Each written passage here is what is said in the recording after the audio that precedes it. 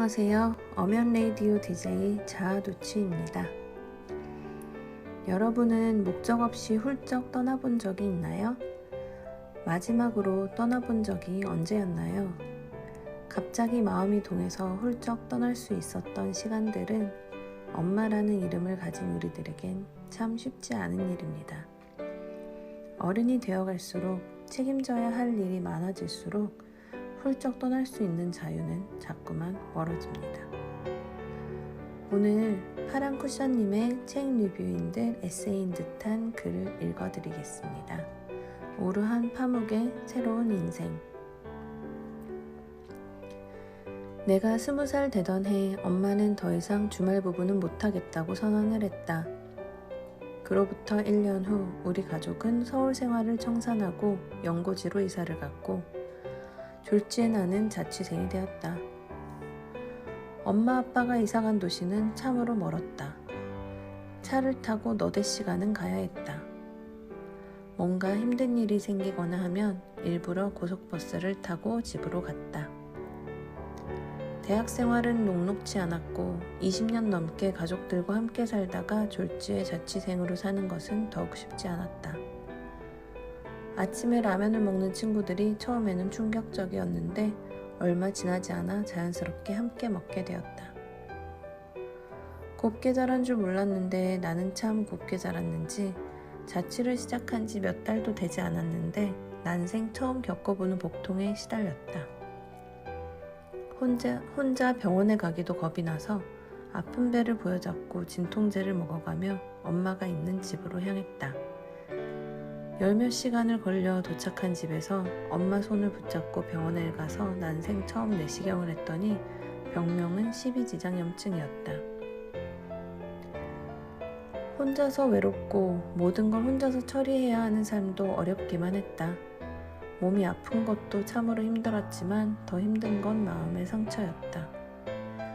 쓰린 소금을 심장에 문지르는 듯 아픈 마음은 잡고 눌러 연고를 바르려고 해도 손에 잡히지 않았다. 그런 날은 고속버스를 타고 집으로 갔다.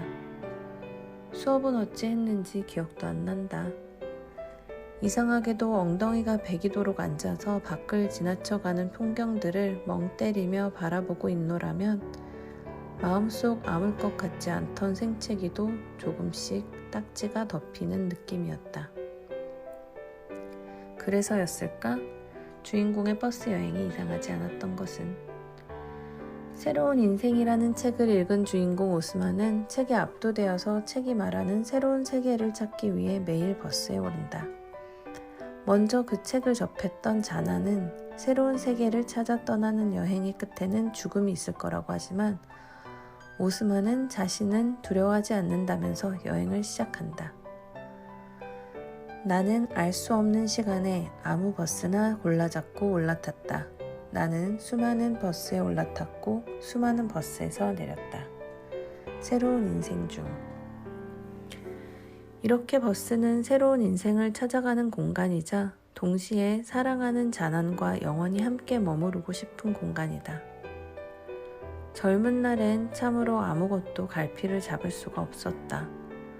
어떻게 살아야 할지, 무엇을 해야 할지, 그 모습이 목적지를 알 수 없는 불편한 버스 여행 같다는 생각이 들었다.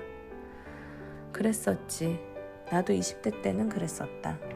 그래서 갈피를 못 잡고 무엇을 해야 할지도 모르지만 새로운 인생을 찾고 싶은 목적이 없는 오스만의 버스 여행이 더 와닿았는지도 모르겠다. 가끔 멀리 버스를 타고 떠나고 싶을 때가 있다. 내일 출근해야 하고 아이를 픽업해야 하고 이래서 저래서 버스를 타는 일은 쉽지 않다. 삶은 예전보다 안정되었지만 매일매일 똑같은 삶. 오늘은 지겨워 라는 말을 내뱉고는 화들짝 놀랐다. 어찌 보면 인생이 흔들리고 갈피를 잡을 수 없었을 때 미래에 무엇이 있을지 종잡을 수도 없었던 때도 불안했지만 나쁘지는 않았었다는 생각이 든다. 그때는 왜 그걸 몰랐을까? 어느 날 또 마음의 생채기에 견디기 힘들어지면 고속버스 터미널로 가서 평생 한 번도 가보지 못한 곳으로 가는 표를 끊고 떠나봐야겠다. 지금까지 파란 쿠션님의 글을 읽어드렸습니다. 이 글을 읽으면서 저도 아이 하원 시간에 또 업무 때문에 멀리는 못 가지만 집 앞 버스 정류장에서 아무 버스나 잡아 타고 동네 구경이라도 해볼까 하는 생각이 들었어요. 버스 여행이 뭐 별건가요? 딱 10정거장만 가서 내려볼까 하는 생각이 들더라고요. 그리고 길을 건너서 다시 집으로 돌아오는 버스를 타고 10정거장 돌아오면 되잖아요.